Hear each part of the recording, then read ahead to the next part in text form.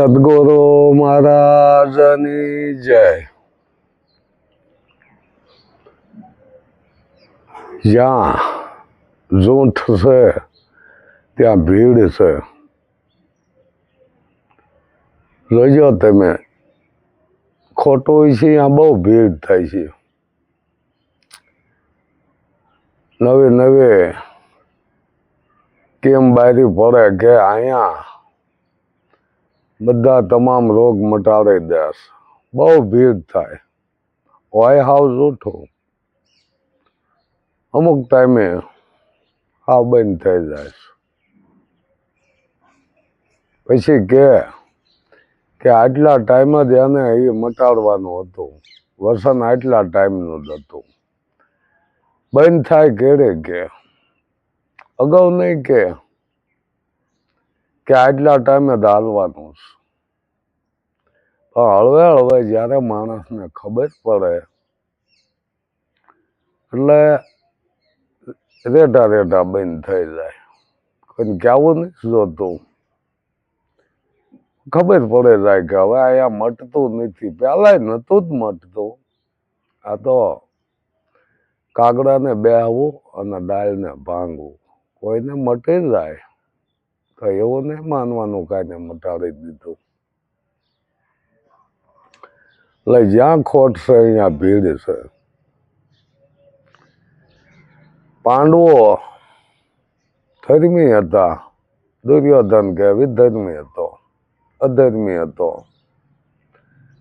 તો અહીંયા 11 અક્ષણી શાના ભેગી થઈ? દુર્યોધન ને અહીંયા, પાંડવોની અહીંયા 7 ભેગી થઈ.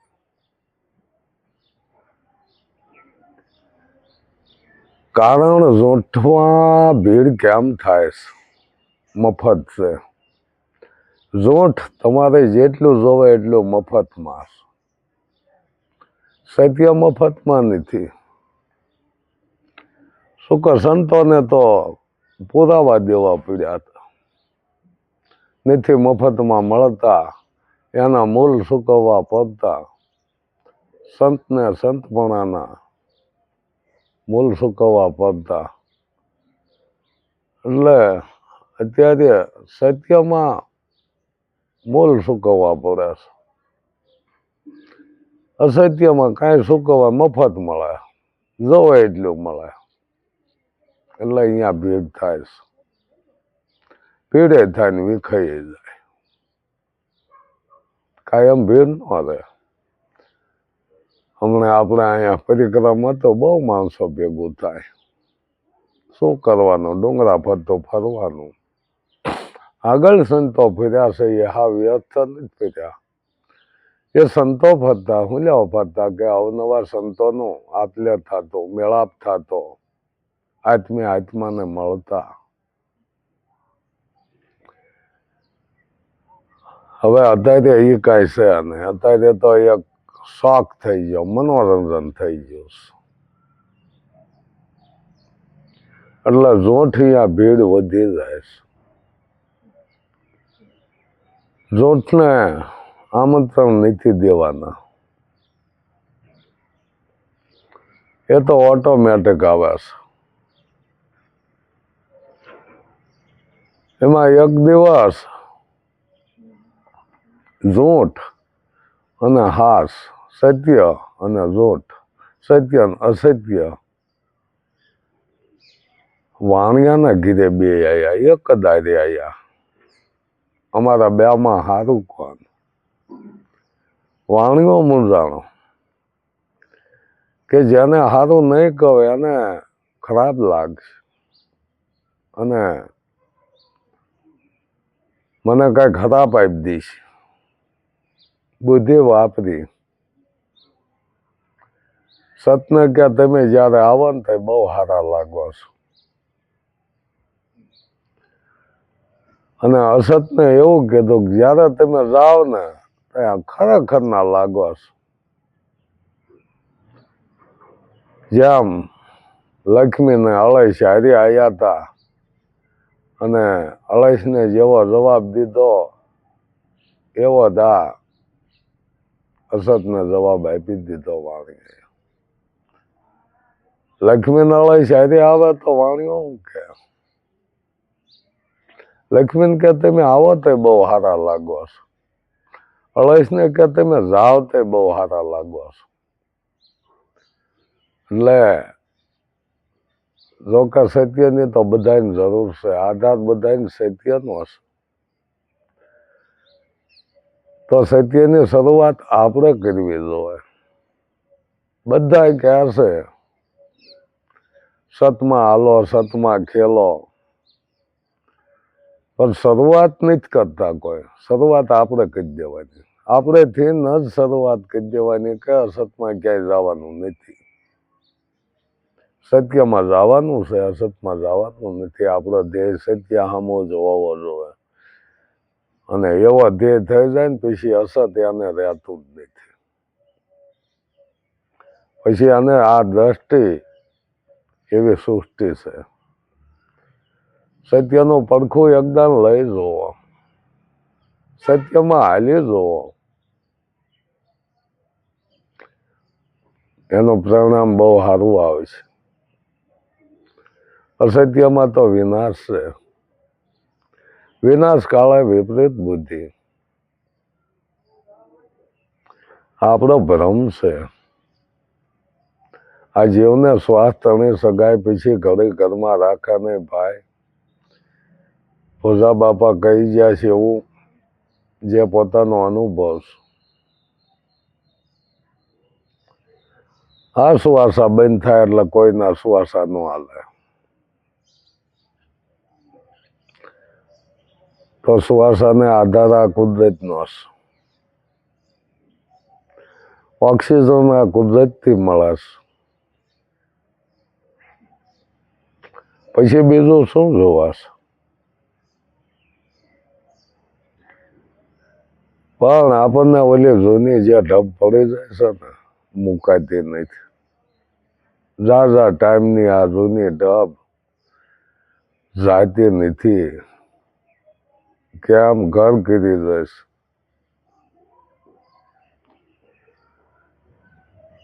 પઢાયા છે એવા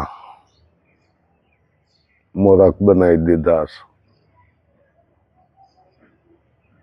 આ હાસું છે, આ હાસું છે. નક્કી આપણે નથી કરતા, નક્કી પોતાને કરવાનું છે. શું સત્ય છે ને શું અસત્ય છે. નક્કી કર્યા વિના ખબર ન પડે. આપણે માનવી છીએ પણ જાણતા નથી. શું કે આગળથી મનાવી દીધા છે એટલે માન્ય રાખવાનું. હા માનવી છે પણ જાણતા નથી હકીકત શું છે.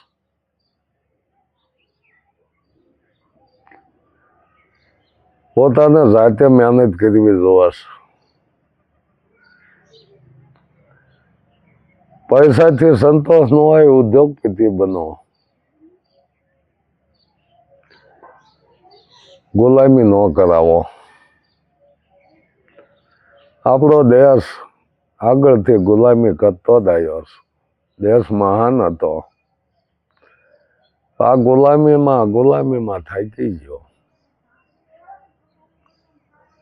હજી આપણે આમાંથી જાગી જવાનું છે. પૈસા માટે પાખંડ નથી કરવું. હોશિયાર બનવું જોવાશે.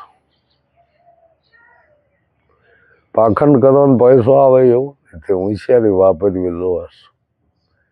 કે કોઈને કાયમ લાગે એવો ધંધો કરો. જે વસ્તુ આપણે દૂર લેવા જવું જોવાશે એ આપણને નજીકમાં મળી જાય તો આપણને લાભ, ધંધો કરવા વાળાને લાભ. આપણા ભાડા ભથ્થા બચી જાય છે. આવું આપણે અત્યારે જો આ ગામડા ખાલી થવા માંડ્યા છે. સિટી કોઈ દોડ થાય છે. ગામડા ભાંગી પડે. ખેતી કોઈને કરવી નથી, મહેનત કરવી નથી. અને મહેનત કરવામાં પૂરું નાણું નથી મળતું એટલે એમાંય ભાગે છે. આપણા દેશમાં 10 લાખ બહાર ભણે છે. વિદેશમાં ભણે છે. ક્યાં? અહીંયા એવી નોકરી નથી આપી. નોકરી એવી કિંમતની પહોંચતી નથી. ક્યાં આ દેશ મહાન કેમ બનશે? આપણાથી શરૂઆત કરવાની છે. આપણા દેશ જેવું ક્યાંય જૂઠાણું નહીં ચાલતું. છતાંય મહાન, ભારત મહાન. ભગવાનોને અહીં અવતાર વારંવાર શું લેવા જોવાશે? પાપ વધી જાય તો યુગે યુગે કે હું જન્મ લઉં છું. તો બીજા દેશમાં પાપ નહીં થતું હોય ને, અહીં ભારતમાં જ થાય ને. માની લીધું આપણે 10 અવતાર લીધા, 100 અવતાર લીધા ભારતમાં જ. એનું પરિણામ એ આપી દેશે કે આપણો ભારત મહાન દેશ છે એટલે એ ભગવાન અવતાર લેશે. તો આમ તો કહે છે કે જયારે અધર્મ વધે તો યુગે યુગે મારે જન્મ લેવો જોવા.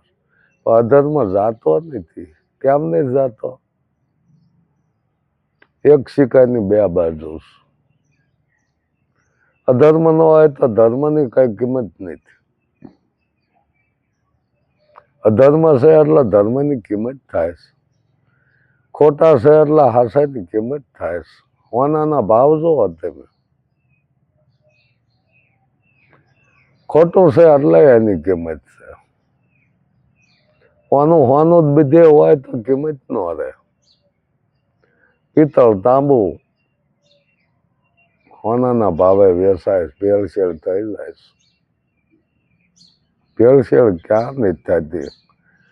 જો આવા આત્મજ્ઞાનમાં ભેળસેળ થવા માંડી હોય તો બીજે તો કેમ ન થાય? પણ એ પારક શક્તિ આપણામાં હોવી જોઈએ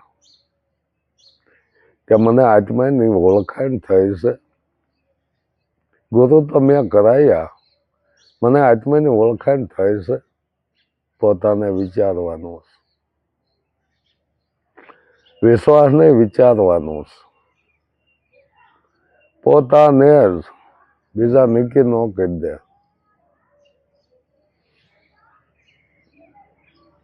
વિશ્વાસ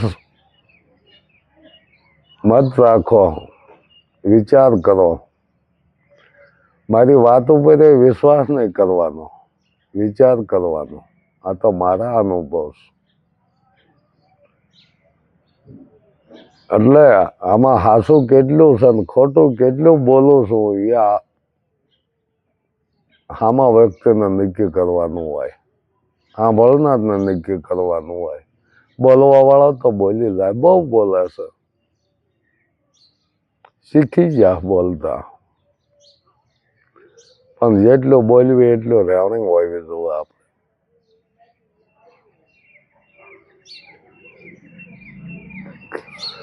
રહેણીથી રીઝે જેને રહેણી જીવન બનાવી દીધું છે. અહીંયા જૂઠું ન આવે. એનું જીવન રહેણી બની ગયું છે. આવા ભાવ હોવા જોઈએ. આ ભક્તિ ભાવની છે. ભાવ વિના શક્ય નથી. ભાવ વિના ભોજન નથી ભાવતા. ભૂખ વિના ભોજન ન ભાવે. અને કદાચ બેહારી દીશો